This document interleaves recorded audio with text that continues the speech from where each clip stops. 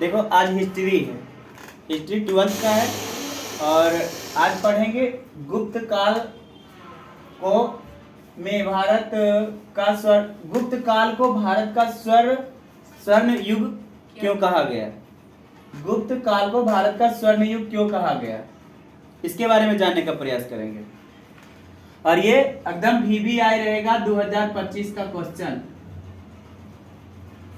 तो गुप्त काल को भारत का स्वर्ण युग, कौन सा युग? स्वर्ण युग इसलिए कहा जाता है क्योंकि इस काल में भारतीय समाज धर्म, कला, शिक्षा, साहित्य के क्षेत्रों में अभूतपूर्व उन्नति किया।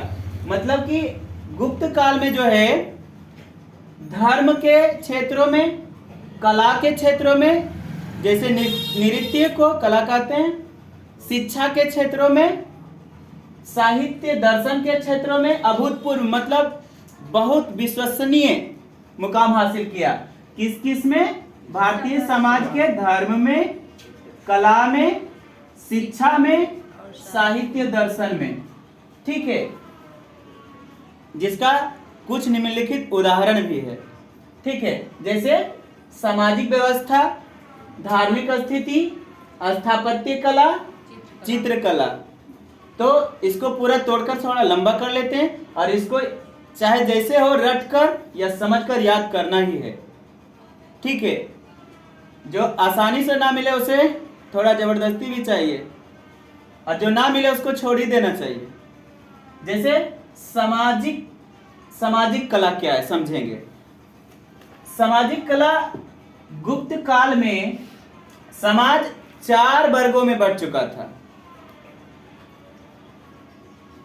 कौन कौन?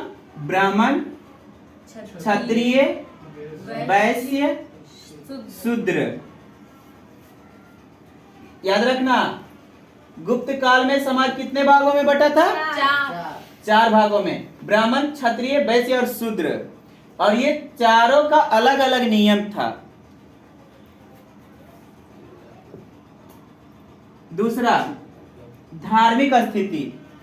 यह काल ब्राह्मण वर्ग के उत्थान का युग था, जिससे ब्राह्मण धर्म की फिर से स्थापना हो। धार्मिक स्थिति जो था ब्राह्मण में, एक में यहाँ ब्राह्मण क्षत्रिय है ना, तो इसमें ब्राह्मण, तो ब्राह्मण में आता है धार्मिक स्थिति। ब्राह्मण पूजा पाठ के लिए जाना जाता था। कौन काल में? गुप्त काल में। तो धार्मिक स्थिति अब तो है नाम का, काम का तो कोई और है। धार्मिक स्थिति, यह काल ब्राह्मण वर्ग के उत्थान के लिए फिर से ब्राह्मणों को लाया गया। इसमें ब्राह्मण को सर्वश्रेष्ठ माना गया। स्थापत्य कला, इस काल में मंदिर निर्माण की शुरुआत हुई। मंदिर निर्माण की शुरुआत किस काल में? स्थापत्य काल में हुई। ठीक है, स्थापत्य काल में शुरुआत हुई, जिसके अनेक सुंदर मंदिर बनवाए गए। स्थापत्य काल में अनेक सुंदर मंदिर, बहुत पुराने स्थापत्य, गुप्त काल के स्थापत्य कला में अनेक सुंदर मंदिर जो आज भी इतिहास में देखने को मिलता है, बनवाए गए, जिसका निर्माण अभी रिपेयरिंग में है। मतलब कि रिपेयरिंग होता है पुराने मंदिरों का, और बहुत नक्काशी उसका शानदार था। अगला चलते हैं, चित्रकला। चित्रकला में था, चित्रकला किस काल का है? गुप्त काल का है। तो इस काल में रंगों और रेखाओं का प्रयोग किया जाने लगा। रंगों और रेखाओं का प्रयोग किस कला में किया जाने लगा? चित्रकला किस काल का है? गुप्त काल का है। यह अत्यंत प्रभावशाली रहा।